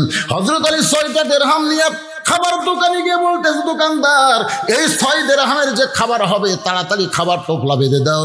দোকানদার 6টা দিরহামের টোপলা বেঁধে যখন আলীর হাতে দিবার চায়, আলী যখন নিবে এমন সময় ফকির এসে বলতেছে আলী আজকে 2 দিন হলে কোনো কিছু খাওয়া যায় নাই, আলী যদি পারো আল্লাহর রাস্তায় আমাকে কিছু দান করো। হযরত আলী চিন্তায় পড়ে গেল, আমার হাসান হোসেনের জন্য 6 দিরহামের খাবার টোপলা হয়েছে, এখান থেকে কি দান করব? আমি বলবো বাবা ফকির তুমি মাফ করো। এই বাবা ফকির মাফ করার কথা যখনই বলতে যাবে এমন সময় আল্লাহ বলতেছেন আম্মা সাইলা ফালা তানহার, আলী রে সায়েলকারীকে খারি খারি ফিরাস না। আলী মনে মনে চিন্তা করে 1টা টাকা ফকিরকে দিব আর 5টা দিরহামের খাবার নেব। এই মনে করে ফকিরকে যখন 1টা দিরহাম দিবার চাই এমন সময় আল্লাহ বলে আলী ওমা তুনফিকু মিন শাইইন ফি সাবিলিল্লাহি ওয়াফা ইলাইকুম, আলী তুমি 1টা দিরহাম দিলে আমি আল্লাহ তোমাকে 10 দিরহাম দেব, 2টা দাও তোমাকে 20টা দিব, 6টা দাও আমি আল্লাহ তোমাকে সঙ্গে সঙ্গে 7 দিরহাম ফিরাইয়া দিব। হযরত আলী আল্লাহর কোরআনকে বিশ্বাস করে ফকিরকে 6টা দিরহাম দিল। ফকির হাসতে হাসতে যখন চলে যায় দোকানদার বলতেছে আলী ভাই খাবার টোপলার খবর কি? বলে 1 টোপলা দিয়ে আমার চলবে না, আমি 2 বস্তা খাবার নিব। দোকানদারকে 2 বস্তা প্যাকেট করার কথা বলে হযরত আলী বাজারের মধ্যে ঘুরতেছে, মনটা বড় খারাপ, তবে বিশ্বাস আল্লাহ দিবার চাইছে আল্লাহ দিবে। এমন সময় একজন উটওয়ালা বলতেছে আলী রে মনটা খারাপ করে কেন ঘুরতেছো, উটটাকে কিনবা নাকি? আলী বলতেছে 1টা টাকা পকেটে নাই, তোমার উটটাকে আপনি নিব। উটওয়ালা বলতেছে আলী ভাই 100 দিরহামে উটটা কিনো, বাকি বিক্রি করে তুমি আমার টাকা দিও। হযরত আলী 100 দিরহাম বাকি উটটা কিনে উটের বাজারে যেই মাত্র গেছে একজন খরিদ্দার সালাম দেয় বলে আলী রে আনা মাদিনাতুল ইলমি ওয়ালি বাবুহা, রাসূল বলেছেন আপনি হলেন জ্ঞানের মাস্টার, উট বিক্রি করতেছেন কেন? আলী বলতেছেন ভাই কত দাম দিবা? খরিদ্দার বলতেছে দরদাম করেন না, 160 দিরহাম দিয়ে দিলাম। 160 দিরহাম বিক্রি করে উটওয়ালাকে 100 দিরহাম বাকি শোধ করেছে, আর 60টা দিরহাম দোকানে গিয়ে 2 বস্তা খাবার কান্দে করে হযরত আলী যখন ফাতেমার দরজায়, ফাতেমা দরজা বন্ধ করে দিছে। আলী বলতেছে ফাতেমা দরজা খোলো। ফাতেমা বলতেছে অন্না বিক্রির করার টাকা দিয়ে 1 টোপলা খাবার হবে, 2 বস্তা কোথায় পাইলেন? আলী বলতেছে দরজা খোলো। ফাতেমা বলতেছে অন্না বিক্রি করার টাকা দিয়ে 1 টোপলা খাবার হবে, 2 বস্তা কোথায় পাবেন? আমি দরজা খুলবো না, না খাইয়া মরবো। কিন্তু কেমনে 2 বস্তা পালেন না বলা পর্যন্ত খুলবো না। আলী ফাতেমার উপর রাগ করে 2 বস্তা কান্দে করে নবীর দরবারে, নবী মুস্কি মুস্কি হাসতেছে। আলী বলতেছে ইয়া রাসূলুল্লাহ হাসেন কেন? নবী দৌড়ে এসে কাঁধ থেকে আলীর বস্তা নামায় বলে আলী রে মনটা ভার করেছো, বলে আপনার মেয়ে বড় খারাপ, আমার জন্য দরজা খুললো না, কষ্ট করে 2 বস্তা নিয়ে আপনার কাছে আসলাম। রাসূল বলে আলী ফাতেমা যদি দরজা খুলতো তাহলে কি তুমি বলতে পারবা কোন খরিদ্দার তোমার কাছ থেকে অন্না কিনেছে? আলী সোম করে বলে জানি না। রাসূল বলে আলী কোন ফকির তোমার কাছ থেকে ভিক্ষা নিয়েছে? আলী তুমি কি বলতে পারো কে তোমার কাছে উট বিক্রি করলো, আবার কোন খরিদ্দার কিনলো? আলী বলতেছে আমি জানি না, যা জানে আমার আল্লাহর নবী রাসূল জানি। ধরে কোন সুবহানাল্লাহ। আল্লাহর বান্দারা এখানে একটা জিনিস আপনারা বুঝতে পারলেন, 1 দিরহামের বিনিময়ে কয় দিরহাম পাচ্ছে? বিশ্বাস করতে হবে। বিশ্বাসে মিলাই বস্তু, তর্কে বহুদূর। আজকে যদি 1000 টাকা দেন নবীর মাদ্রাসায়, আগামীকাল আল্লাহ আপনাকে 10,000 দিবে। হয়তো বলবেন হুরিয়ার কি মারতেছেন, কেমনে 10,000 দিবে? আগামীকাল যে আপনার একটু অ্যাক্সিডেন্ট আছে, যে অ্যাক্সিডেন্টে আপনার একটা পাও ভাঙ্গে গুঁড়া হয়ে যাবে, সেই বিপদ থেকে আসাদকা তো তারুদ্দুল বালা, আল্লাহ সব মুসিবত থেকে হেফাজত করবে। এই বিশ্বাসে নবীর মাদ্রাসায় 10,000 টাকা আপনাদের মধ্যে কেউ আছেন নগদ বাকি? এই কোরআনের মহব্বতে আল্লাহর মাদ্রাসায়, নবীর মাদ্রাসায় বিশ্বাসে মিলাই বস্তু জান্নাতের টিকিট বিক্রি হচ্ছে মাত্র 10,000 টাকা। কোন আল্লাহর বান্দা পারবেন? আছেন? 10 মাসে 10,000 দিবেন, এরকম নাম লেখা দেন। শয়তান বলবে দেশ না দেশ না, বক্তার কথা না, আল্লাহর কথা। কার কথা? আল্লাহ বলতেছে 10 দে, আমি 100 দিব। 1 দে, আমি 10 দিব। আল্লাহ দিবে। কোন দিক দিয়ে দিবে আপনি বুঝতেই পারবেন না। আপনি 10,000 দিলে হবে। তাই আমরা ইল্লাল্লাহ লা ইলাহা ইল্লাল্লাহ লা ইলাহা ইল্লাল্লাহ মুহাম্মাদুর রাসূলুল্লাহ সাল্লাল্লাহু আলাইহি ওয়াসাল্লাম।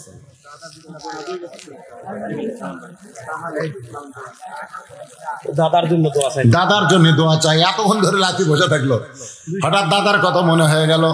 দাদার রুহের মাগফিরাতে 500 টাকা দান করে দোয়া চাই। আমরা দোয়া করি আল্লাহ দাদার কবরটাকে জান্নাতের টুকরা বানায় দেখ। ধরে কোন আমিন। কে দিল? 500 কে দিল? হোসেনপুরের আল্লাহ একজন বান্দা 500 টাকা দান করেছে। আল্লাহ দান। এই গামছা ভালো করে ধর রে বাবা রে, গামছা ধরে পারে না, এই ঘুমোর থেকে তুলে পাঠিয়ে দিচ্ছে। এটা কোন দিক ধরছিস? একজন গামছাটা ধরে দেখে দেন না কেন ভাই? আপনারা বড় মানুষ, বোঝেন না কিভাবে ধরা লাগে? এখন বোধহয় 1 টাকাও পড়েনি ওর গামছা। তোফাজ্জল মেম্বার 500 টাকা নগদে দান করেছে। আল্লাহ দান কবুল করেন। আল্লাহুম্মা আমিন।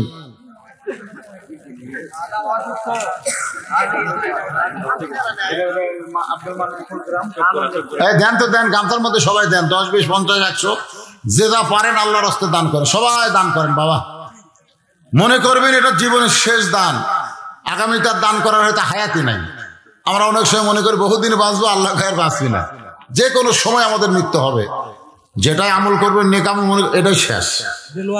দেলোয়ার হোসেন কিপুর বাজিতপুরের দেলোয়ার 1000 টাকা দান করেছে নবীর মাদ্রাসায়।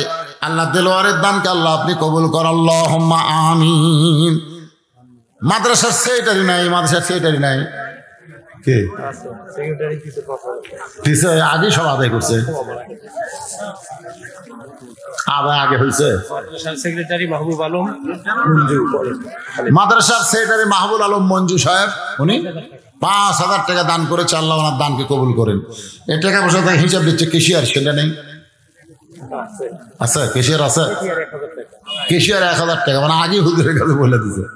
সেটা আমার কম, কারণ মাদ্রাসার কার্যকরী কমিটির মধ্যে যারা থাকে তারা যদি দান না করে তো মাদ্রাসার বরকত থাকে না। এই জন্য মাদ্রাসার দাতা সদস্য হবেন। মাসে 100, বছরে 1200 টাকা দিবেন। এরকম দাতা সদস্য মাদ্রাসা আছে? মাসুদ 500 টাকা নগদে দান করেছে। আল্লাহ কবুল করেন।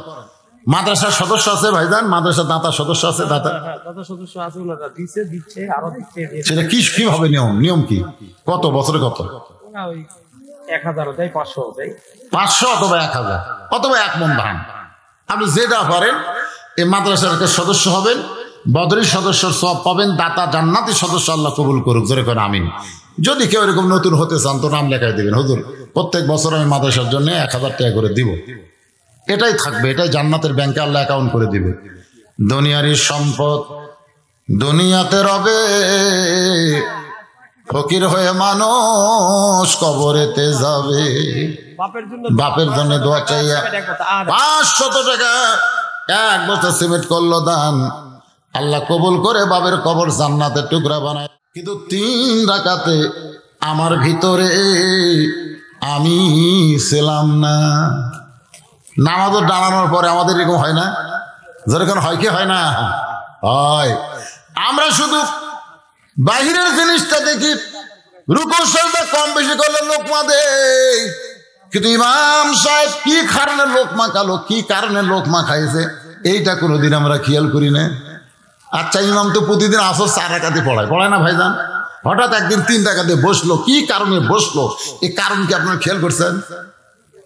ওই পাগল কিন্তু সেই কারণ খেয়াল করছে, যার কারণে বলছে ইমাম নাই রে, ইমাম নাই রে, আমাদের চোখ নাই, আমরা বুঝবার পারি না। আমি এক ইমামকে বলছিলাম, ভাই হঠাৎ আসরের নামাজ 4 রাকাতে 3 রাকাতে আপনি বসেন কেন? ইমাম বলতে, হুজুর আপনি তো ইমামতি করেন না, খুব বিপদ আছে হুজুর।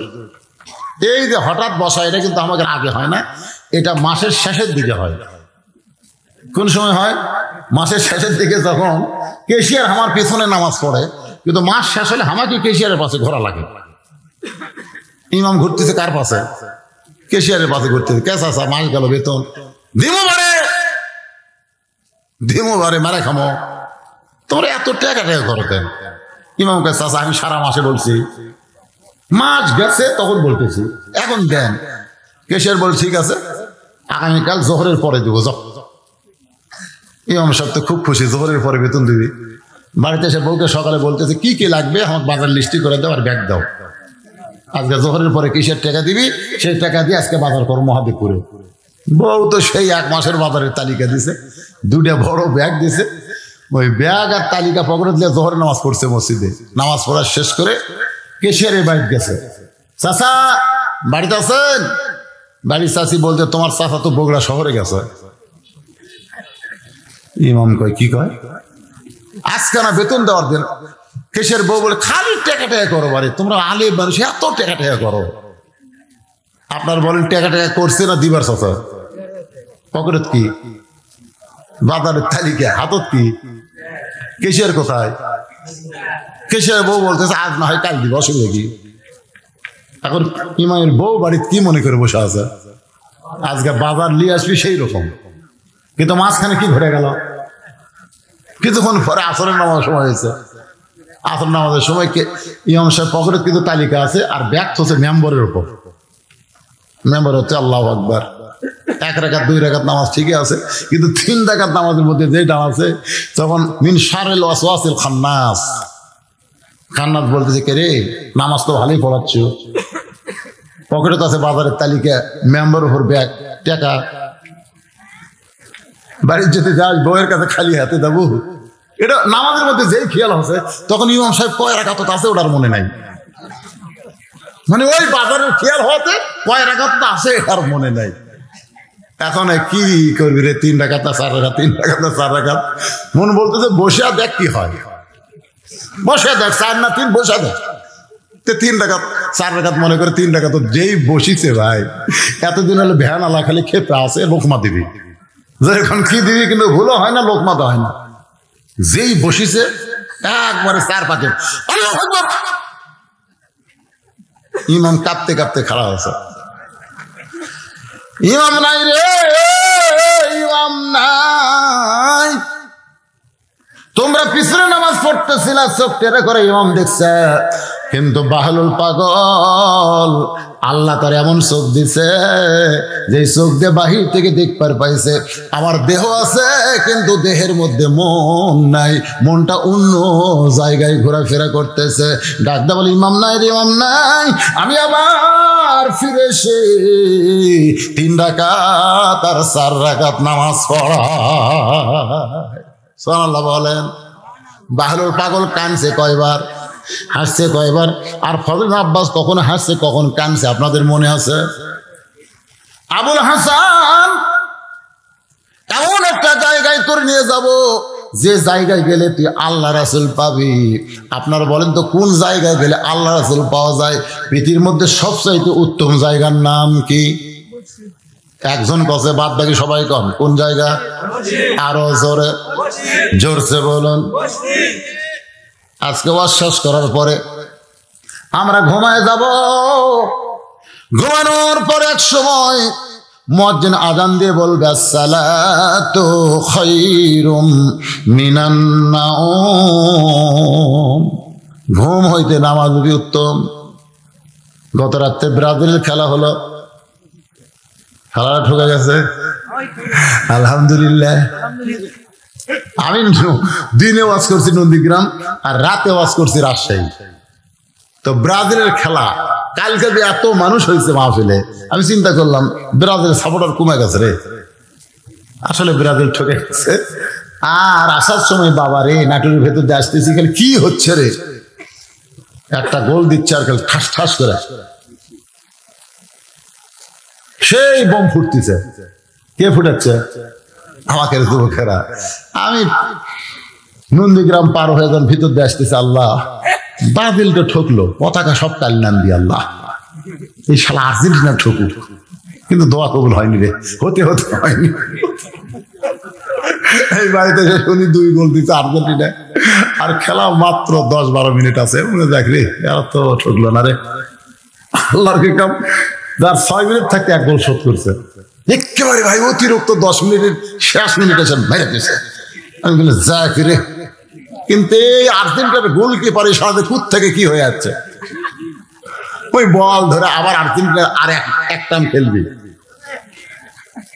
বাংলাদেশ বাবা রাত 3টা-4টা পর্যন্ত খেলা দেখলে, হট্টাবাজি করলে, আর ফজরের সময় ল্যাপের মধ্যে ঘুম পারলে, যতই চেষ্টা করো আল্লাহ রাসূল পাবা না। আল্লাহ রাসূল যদি পাওয়ার চাও, সব ত্যাগ করে ঠান্ডা পানিতে ওযু করে মসজিদে যাও, সামনে কাটা নামাজ পড়ো। আনতাবুদুল্লাহ কাআন্নাকা তারাহু ফাইন লাম তাকুন তারাহু ফাইন্নাহু ইয়ারাকা। আল্লাহ রাসূল বলেছেন আল্লাহ তোমার কাছে চলে আসবে, আল্লাহর সাথে তোমার দেখা হবে। আল্লাহ দেখা যদি না হয়, তোমাকে আল্লাহ দেখতেছে, এই বিশ্বাস তোমার কলিজার মধ্যে আসবে। আসসালাতু মিরাজুল মুমিনিন, নামাজ হচ্ছে মুমিনদের মিরাজ। আল্লাহ রাসূল যদি পাওয়ার চাও, তাহলে দুনিয়ার সব কিছু বাদ দিয়ে আল্লাহর মহব্বত নিয়ে দৈনিক 5 বার মসজিদে যাও। জোরে কোন কয়বার? দান করছেন 20,000 10,000 সিমেন্ট। আল্লাহ রাসূল বলেছেন আর সফি হাবিবুল্লাহ, যারা দানকারী আল্লাহর দোস্ত। জোরে কোন সুবহানাল্লাহ। আল্লাহ হাসরের ময়দানে বলবে যারা আবার মাদ্রাসা করে দিছো, মসজিদ করে দিছো, তোমাদের সবাইকে আমি আল্লাহ জান্নাত দিয়ে দিলাম। সবাই জান্নাত পায়, জান্নাতের দিকে দৌড় মারবে, কিন্তু জান্নাতের দরজার কাছে গিয়ে দেখবে বিশাল একটা তালা দেওয়া। বান্দারা বলবে আল্লাহ তুমি জান্নাত ঘোষণা দিলা, জান্নাতের দরজাতে আসলাম, তালা কেন? আল্লাহ কয় খোঁজ করলে চাবি তোর কাছে আছে, খোঁজ কর, চাবি তোর কাছে আছে।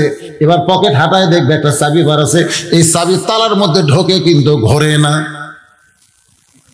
মামুদ চাবি পাইছি। আল্লাহ কয় চাবিটা হলো তোর জুমার নামাজের চাবি, তাহলে ঢুকবি ঠিকই, ঘুরবি না। ঘুরবার গেলে 5টা দাগ লাগবি, দেখ তো ফজরের দাগ আছে কিনা। এই চাবির দিকে বের কর, 5টা দাগ থাকা লাগবে। ধরে কোন কয় দাগ? ফজরের 1 দাগ, জোহরের 1 দাগ, আসরের 1 দাগ, মাগরিবের 1 দাগ, এশার 1 দাগ। এই 5টা দাগ, দাগের মধ্যে মিল খাবি, ঘুরাবো, ঘুরবি। তখন বলতেছে আল্লাহ আমরা তো 5 ওয়াক্ত পড়িনি। আল্লাহ কয় কি আর কি মারতেছ? লা সালাত আলা ঈমান, যার নামাজ নাই তার ঈমানই নাই। লা সালাত আলা দীন, যার নামাজ নাই তার ধর্ম নাই। মান তারাকা সালাতু মুতাম্মিদান ফাকাত কাফারা। আল্লাহ রাসূলকে যদি পাইতে চাই, আল্লাহর নামাজ ছাড়া পাওয়ার কোনো উপায়, জোরে কোন উপায় নাই। এখন যদি বলে আজকে ওয়াজ শোনার পরে কারা কারা ফজরের নামাজ পড়বেন? আমি পড়বো, হাত তুলছে আপনারা, দেখি তো কে কে পারেন। লিল্লাহ তাকবীর। 2-1 জন করে হাত তুলতে, মানে ওই চিন্তা তো চান্স নাও পাতে পারি। আর শোনেন, আপনি যখন হাত তুললেন আল্লাহ পাক আপনাকে পড়ার সুযোগ করে দিবে। সুবহানাল্লাহ। আজকে ওয়াজের শেষে যাওয়ার পরে এই শোনেন বাবা, এই একটু মনোযোগ দিয়ে শোনেন, বাড়ি যাওয়ার পরে আপনি ওযু করবেন। প্রতিদিন তো নামাজের ওযু করেন, আজকে ঘুমানোর ওযু। কিসের ওযু? ঘুমানোর ওযু করবেন। ওযু করে বিছানা দিয়ে আল্লাহুম্মা বিসমিকা আমুতু ওয়া আহইয়া, এই দোয়াটা পড়ে, আয়াতুল কুরসি পড়ে, সূরা ইখলাস 3 বার পড়ে, সূরা ফালাক নাস 1 বার করে পড়ে, বুকের মধ্যে ফোঁক দিয়া একটা দরুদ পড়তে পড়তে ঘুমায় যাবেন। প্রতি রাতে 6 ঘন্টা 7 ঘন্টা ঘুম পারলে আপনার দেহ যেরকম হতো, আজকে 2 ঘন্টা ঘুম পারেন, এর চাইতেও আপনার শরীর পাতলা হবে। ফজরের আজান আপনার কাছে মধুর মতন লাগবে, এত মধুর লাগবে রে যে মধুর লাগার কারণে ল্যাপতোষক আপনার ভালো লাগবে না। ওই ল্যাপতোষককে বাদ দিয়া যখন ঠান্ডা পানি দিয়ে ওযু করে আবার মসজিদ দিকে যাবেন, ফেরেশতা বলে মাবুদ আসসালাতু খায়রুন মিনান নাওম শোনার পর তোমার বান্দা শীতের দিনে ল্যাপতোষক বাদ দিয়া ঠান্ডা পানি দিয়ে ওযু করে মসজিদে যায়, এই বান্দাকে কি পুরস্কার দিবা? আল্লাহ বলে ফেরেশতা বাইনাল আবদি ওয়াল কুফরি তারকুস সালাম, যারা নামাজ পড়বে তারা আমার বান্দা হবে, আর বান্দার পুরস্কার হলো ফাদখুলি ফি ইবাদি ওয়াদখুলি জান্নাতি। ও ফেরেশতা ওরা নামাজ পড়ে আমি আল্লাহর জন্য, ইন্না সলাতি নামাজ কার জন্য? আমি আল্লাহর জন্য নামাজ পড়ে। বাবা কষ্ট করে সন্তানের জন্য, সন্তানের জন্য বাবা কষ্ট করে, আর আমার বান্দা কষ্ট করে আমি আল্লাহর জন্য নামাজ পড়ে। আমি আল্লাহকে যারা নামাজ দিল বিনিময়ে আমি আল্লাহ তাদের বিনা হিসাবে জান্নাত দিয়া দিলাম। ফজরের নামাজ যারা আদায় করবে বাকি 4 ওয়াক্ত নামাজ আদায় করা সহজ। খালি ফজরটা আপনি আদায় করেন ঠিক মতো, বাকি 4 ওয়াক্ত আল্লাহ আপনার জন্য সহজ করে দিবে। ভাইজান যদি আল্লাহ রাসূল পাওয়ার চাই কোনো দিকে যাওয়ার দরকার নাই, 5 ওয়াক্ত নামাজ ধরবো। ভাই রাজি আছেন সবাই? আলহামদুলিল্লাহ। একটু মনোযোগ দিয়ে কথাগুলো খেয়াল করবেন। এখন আসেন চটভট করে বলতেছি। 13 বছর 6 মাস বয়সের ছেলে নাস্তিকদের 6টা প্রশ্নের উত্তর দিয়েছে। ছেলেটার নাম হলো আবু হানিফা রহমতুল্লাহ আলাইহি। আসলে ওনার নাম আবু হানিফা না, ওনার নাম হলো নোমান ইবনে সাবেত। হ্যাঁ, নাস্তিকদের সামনে গিয়ে বলতেছে, ওরা তো নাস্তিকেরা বুঝেন না, গোটা বিশ্ব নিয়ে আছে। নাস্তিকদের বলতে এখন সভাপতি চেয়ারে বসতে হবে, তোরকে আল্লাহ কুটিরে আল্লাহ দেখার লাগবে, তোরকে আল্লাহ কোন দিক হয়ে বসে থাকে, আল্লাহ ঢপ কেমন, আল্লাহর আগে কি আসছিল, তোদের নবী কোন দরজা দিয়ে আল্লাহর বাড়িতে গেল? আল্লাহ ব্যাপারে 5টা, নবী ব্যাপারে 1টা প্রশ্ন করেছে। আবু হানিফা বলতেছে, রে নাস্তিকদের সভাপতি, তুমি যে 6টা প্রশ্ন করতে তুমি কি উত্তর জানো? নাস্তিকদের তিনি সভাপতি বলেন না, বলছে আমি তো প্রশ্ন জানি উত্তর জানি না। আবু হানিফা বলতে আমি প্রশ্নও জানি উত্তর জানি। এখন বলো এই যত মানুষ এখানে আছে সবচাইতে দামি কে? সমস্ত লোকেরা বলতেছে যে প্রশ্ন জানি উত্তর জানি সে সবচাইতে জানি। আবু হানিফা বলতেছে তাহলে ওই যে চেয়ারত বসা আছে ওই খালি প্রশ্ন জানে, আর আমি উত্তর জানি প্রশ্ন জানি। এখন বলো চেয়ারত বসবি কে? সমস্ত লোকেরা বলতেছে যে প্রশ্ন জানে উত্তর জানি সেই চেয়ারত বসবে। সবাই এক বাক্যে বলছে সভাপতি চেয়ার থেকে নাম, কারণ তুইও যা আমরাও তাই, তুইও প্রশ্ন জানিস আমরাও প্রশ্ন জানি, খামাখা চেয়ার গরম করিস কেন? সভাপতি যখন নেমে গেছে এমন সময় 13 বছর 6 মাস বয়সের কিশোর ছেলে চেয়ারে বসে বলতেছে, নাস্তিকেরা তোমরা প্রশ্ন করেছিলে মুসলমানের আল্লাহ এখন কি করে? মুসলমানের আল্লাহ সভাপতিকে ঘাট থেকে নামায় দিল, আর রহমতের হাত দিয়া ছোট বাচ্চাকে চেয়ারে বসাইল। তো ইজ্জুমান তাশা পড়েন, তো ইজ্জুমান তাশা ওয়া তুযিল্লু মান তাশা বিয়াদিকাল খায়র ইন্নাকা আলা কুল্লি শাইইন কদির। এ নাস্তিকেরা তোমরা 2 নম্বর প্রশ্ন করেছো, আল্লাহ কোথায় আছে? আল্লাহ দেখার লাগবে, আয় আল্লাহ দেখায় আয়। এক নাস্তিক সাহস করে আল্লাহ দেখার জন্য আসতেছে। কি দেখার জন্য? মুসা নবী কি করেছিল? রব্বি আরিনি, আল্লাহ তোমাকে দেখবার চাই। আল্লাহ লান তারানি সম্ভব না, মুসা নবীর জন্য আল্লাহ দেখা সম্ভব না, আর আমি আল্লাহ দেখি আয়। যে কাছে আইছে পেট বরাবর মারছে খুশি। নাস্তিক চিল্লাকে আমার মারিস কেন? কান সারা বরাবর মারছে সব। নাস্তিক চিল্লাকে এখন মারো কেন?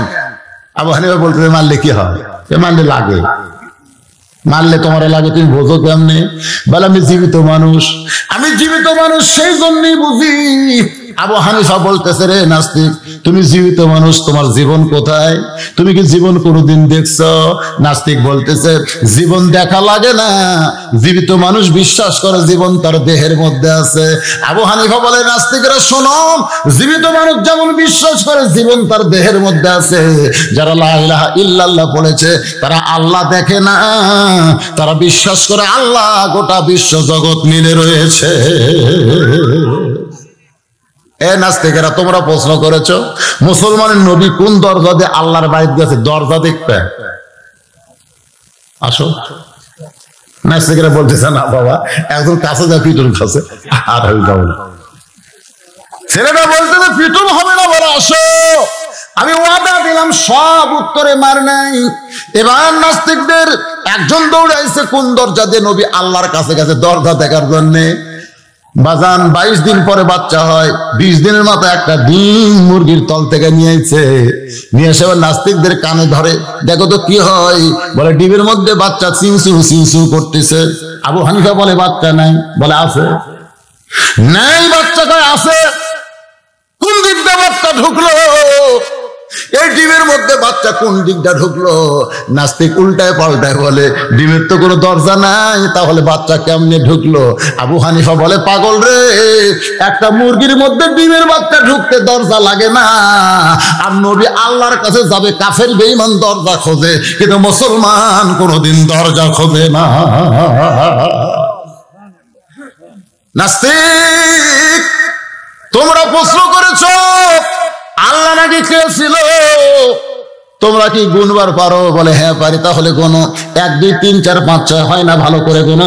1 2 3 4 5 কয় না, ভালো করে গোনো।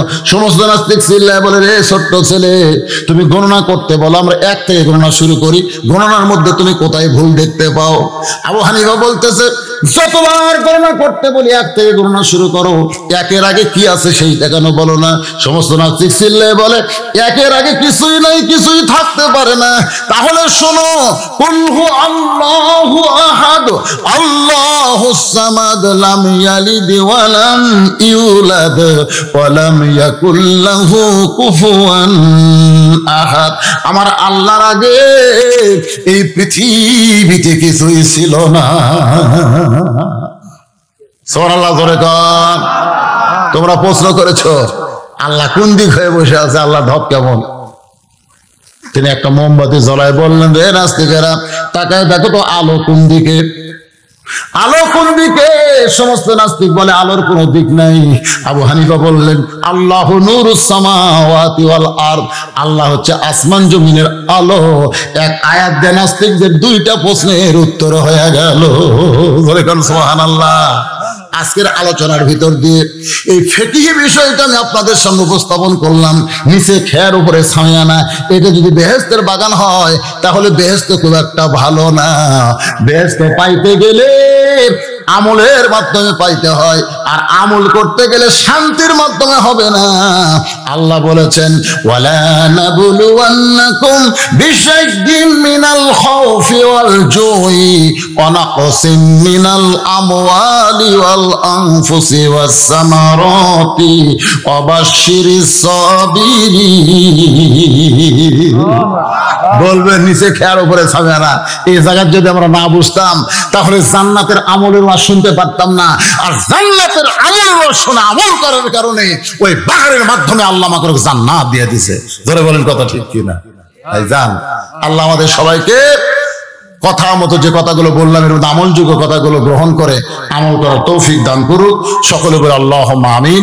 ফজরের নামাজ আমরা জামাতের সঙ্গে আদায় করব, আল্লাহ কবুল করুক। আস্তাগফিরুল্লাহ, সকলে পড়েন আস্তাগফিরুল্লাহ রাব্বি মিন কুল্লি জামবি ওয়া তুবু ইলাইহি লা হাওলা ওয়ালা কুওয়াতা ইল্লা বিল্লাহিল আলিয়্যিল আযীম।